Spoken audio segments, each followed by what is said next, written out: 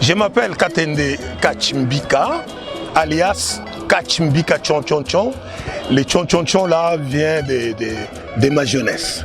Eh bien, je suis tout simplement un acteur de théâtre, parce que j'ai été initié au théâtre à l'âge de 9 ans, le 4 juillet 1959, ça fait bientôt 62 ans.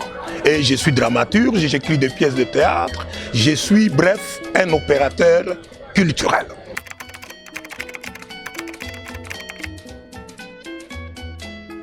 Le bilan est de loin négatif. Je vous donne un seul exemple, même deux. Le 23 juin 1960, notre héros national Patrice Emery Lumumba compose son premier gouvernement. Qu'est-ce que je remarque? Eh bien, il a 2 ministères à la dernière place. Le 16e ministère, c'est le ministère de l'Éducation et des Beaux-Arts. Le 17e ministère, c'est le ministère de l'Information et des Affaires culturelles. 61 ans plus tard, le gouvernement de Sama Lukonde Kyenge, le ministère de la Culture alourdi et des Arts, est le dernier ministère. Dernière place en tout, préséance, etc. Et nous constatons curieusement que la culture n'est nulle part. D'ailleurs, celui qu'on nomme ministre de la Culture, je ne sais pas si madame l'actuelle a fait la même constatation, eh bien vous pleurez. Dites que on vient me mettre au garage. Donc ça dit tout. Tout est dit. Vous le voyez sur la route, nos livres sont vendus par terre. La culture est le dernier des soucis. Donc nous sommes nulle part avec beaucoup de problèmes. Un autre disait avec raison que seul le développement de sa propre culture confère à un peuple le progrès réel. Nous sommes nulle part.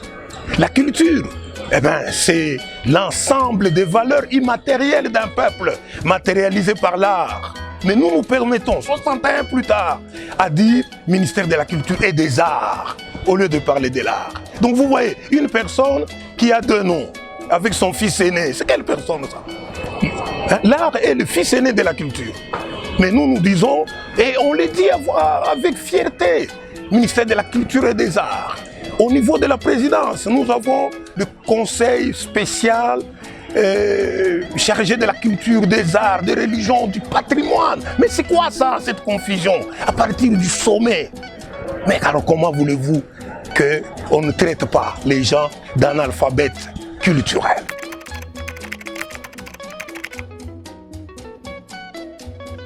Non, nous étions déjà endormis.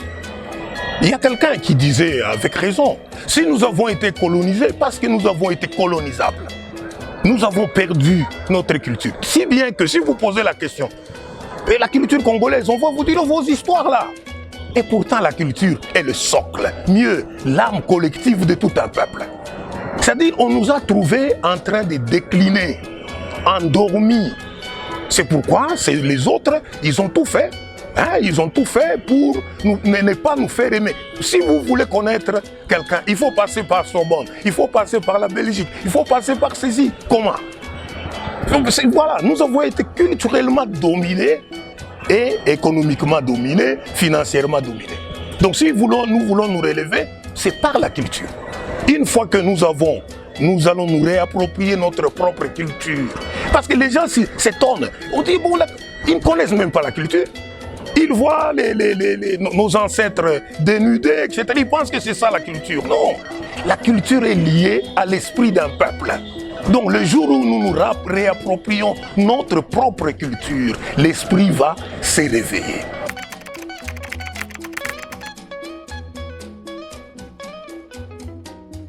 La logique, eh bien, elle est simple.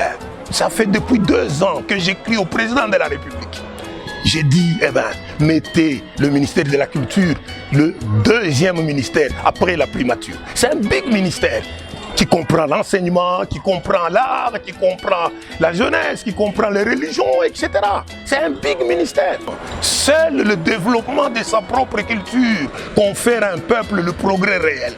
Vous n'avez pas de culture. Mais écoutez, nous avons le cobalt et le lithium. Demain, c'est la... comment est-ce qu'on appelle ça? Les véhicules électriques. Où est notre part? Est-ce que vous avez entendu quelque part on forme les spécialistes en cobalt et en lithium pour qu'on puisse les transformer ici? Qu'est-ce qu'on dira au Créateur qui nous a donné tant de richesses que nous ne maîtrisons pas, nous ne les transformons pas? Pourquoi nous ne transformons pas? Mais parce que nous n'avons pas la culture.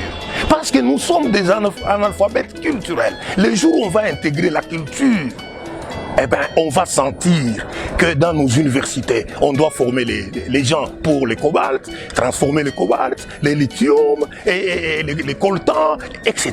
On ne transforme rien et on ne gagne rien. Donc retenez ça. Seul le développement de sa propre culture confère à un peuple le progrès réel.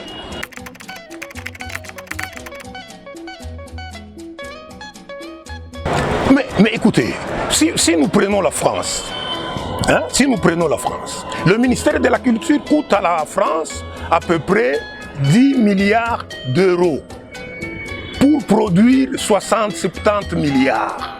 Nous avons à peine 1 million de dollars. Aux États-Unis, le ministère de la Culture fait rapport gagner plus de 200 milliards de dollars. Les Chinois ici sont restés eux-mêmes, regardez les résultats. Les Japonais, regardez les résultats. Quand je venais ici, j'ai vu comme ça une dizaine de nos femmes avec les perruques des autres. J'ai dit, oh là là, pourquoi moi ça me blesse? Elles-mêmes ne sont pas blessées. Alors, posez la question. C'est autant de perruques, autant d'argent. Si vous prenez 10 dollars, multiplié par 50 millions de Congolaises, mais ça fait 500 millions que nous perdons. Donc, quand vous mettez la culture au premier plan, tout va suivre parce que c'est le socle. La culture est le socle, l'âme collective de tout un peuple.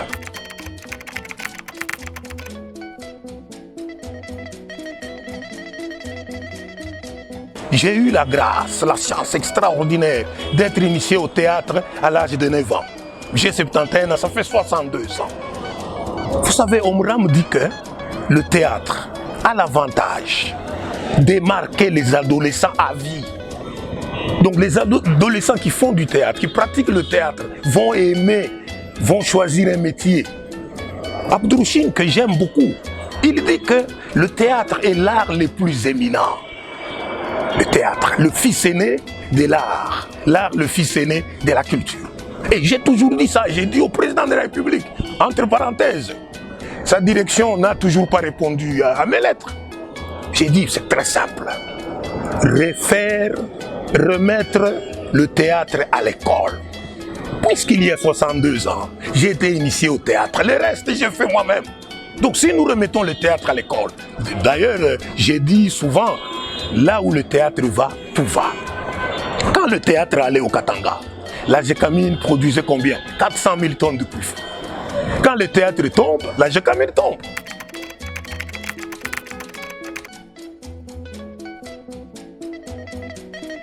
Le théâtre donne à l'homme la beauté des mots. Vous savez, on crie, changement de mentalité, on fait des petites conférences, excusez-moi les termes, par-ci, par-là. Mais le mental, il est où? Le mental, il est où? Ils ne savent pas. Le mental est nourri par la beauté. Et la beauté est donnée par le théâtre, le drame. Donc quand vous assistez à une pièce de théâtre, les mots artistiquement agencés portent la beauté et continuent, l'action de ces mots continue sur l'être humain au-delà de la représentation théâtrale. Donc vous voyez, le chemin, monsieur, passe par la redynamisation du théâtre. La redynamisation du théâtre où? À l'ensemble de la jeunesse, à l'école primaire, à l'école maternelle, à l'école secondaire, dans les universités. Eh bien, partout, le théâtre va donner, va modeler, va permettre que chacun retrouve sa place. Et on y va. Mais ce qui passe à la télévision, ce n'est pas le théâtre. Ce sont des films théâtralisés. Ce sont des films. Le théâtre, c'est d'abord une pièce de théâtre. Quand est-ce qu'on parle de théâtre dans un pays? Quand il y a des pièces de théâtre. Ça, c'est de un. De deux, quand il y a un lieu conçu à cet effet. Voyez comment on construit le théâtre, presque en ovale, pour que les émotions restent, tournent. Parce que quand vous assistez à une pièce de théâtre, qu'est-ce qui se passe? C'est que vous êtes frappé. Votre réaction est retournée vers les acteurs. Mais si vous jouez à la télévision, il n'y a pas cet échange d'électrons spiritualisés. Maintenant, vous allez jouer comment? C'est quand on joue dans une salle construite à cet effet que les actions reviennent vers le public. Hein? Le public modèle renvoie aux acteurs. Le théâtre, c'est en public. C'est en public. À ce moment-là, vous avez le théâtre. C'est en public. Ici, on joue le cinéma théâtralisé.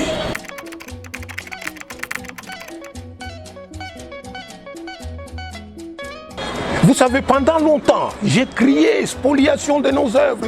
Pourquoi? Parce qu'il n'y a pas... Il y a quelques années, la statuette, une des statuettes qui a été volée en 1894 au milieu du Congo, qui a été vendue, tenez-vous bien, à Paris à 10 millions d'euros. À l'époque, j'ai écrit au ministre de la Culture pour qu'il réclame les droits d'auteur. Évidemment, ce genre de lettres, personne ne répond. Mais quand vous regardez cet objet d'art, la finesse, les lignes, nous sommes au XVIIe siècle, au XVIIIe siècle, où il n'y a pas de laser. Vous vous demandez, mais c'est monsieur qui a fait cette histoire-là, qui est congolais. Il est parvenu à faire des lignes avec finesse comment? Donc c'est là que, c'est ça la preuve que notre esprit a beaucoup perdu. Beaucoup perdu. Maintenant, pendant longtemps, j'ai condamné les Belges. À un moment, je me suis dit non. L'art, qui est le propriétaire de l'art? C'est le créateur. Le créateur, sachant que les Congolais sont endormis, a réveillé quelques personnes qui ont récupéré son patrimoine ici, l'a ramené là-bas. Sinon, on allait perdre. Si on nous ramène ce patrimoine sans aucune préparation, eh bien, ils savent qu'au bout de 2 ans, de 3 ans, nous allons les vendre chez eux. Donc, autant nous réclamons que ces objets rentrent, autant nous devons, vous avez posé une très bonne question, nous devons nous réapproprier notre culture, notre art par le théâtre. À ce moment-là, chacun va comprendre dans sa vie l'utilité de l'art. Et nous allons le préserver. Nous allons construire nous-mêmes avec les ingénieurs en bâtiment que nous formons à l'IBTP, à l'UNIKIN. Nous allons construire nous-mêmes. Nous allons construire, j'insiste, nous allons construire nous-mêmes notre musée. Est-ce que moi je peux arranger votre chambre à coucher? Avec tout le respect que je vous donne? Non. Alors comment vous permettez que des gens viennent construire et on permet que le président aille inaugurer? Mais c'est une aberration. C'est une aberration. Quelqu'un disait, bon, s'ils nous ramènent nos objets d'art, qu'ils prennent aussi Jésus avec eux et qu'ils partent. C'est une boutade. C'est une boutade. Mais regarde les musulmans, regarde les Chinois, etc. Ils ont leur religion. C'est pourquoi on dit dans la culture, il y a la religion. Ça, c'est un autre débat. Donc, nous revenons aux objets d'art. Si on nous ramenait les objets d'art en 2022, sans que nous ayons remis le ministère de la Culture à la 2e place, soyez sûrs, si Dieu nous garde de vie, la plupart des objets vont être vendus en Belgique ou en Occident. Parce que personne d'entre nous, si je vous pose la question, si vous entrez dans nos maisons, est-ce que nous avons les objets d'art? Nous n'en avons pas. L'autre jour, j'étais parti à Kananga, 10 ans après, 15 ans après. Je vais voir le musée, on a détruit pour construire un bâtiment moderne. Et les meilleurs objets d'art qui étaient à ces musées éparpillés dans les bureaux. Alors il y a une maman qui a vu mes larmes et dit, papa, mais c'est quoi ça? Ces histoires de paganisme, vous pleurez pour ça? J'ai dit, vous ne savez pas les valeurs qu'il y a. Donc vous voyez comment on a réussi à nous faire détester nos objets d'art. Si bien qu'aujourd'hui, un professeur d'université congolais doit publier à l'Harmattan pour qu'il se sente. Mais il publie pour qui? On doit publier pour nos peuples ici, pour qu'ils se retrouvent, etc. Donc, vous voyez, c'est un débat nous avons l'analphabétisme culturel parce qu'on a assassiné notre culture.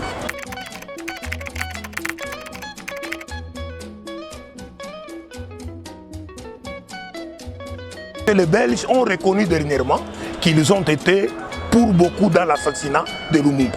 Et nous avons besoin que les reliques reviennent pour que, par les cérémonies majestueuses dans toutes les grandes familles, je n'appelle pas tribus, parce que nous avons plus de 450 familles, chacune avec sa culture, nous allons appeler l'esprit errant qui va entrer dans ces reliques. Et nous allons enterrer dignement. Et j'aime ça.